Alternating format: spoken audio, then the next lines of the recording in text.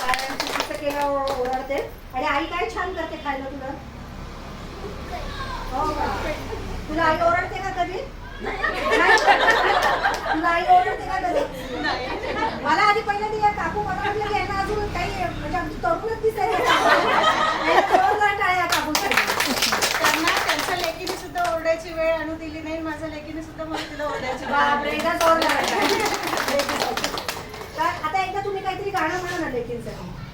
तुम्ही म्हणा लेकीसाठी तुम्ही म्हणायचं. आई यांची पण लेक आहे की आई गोरी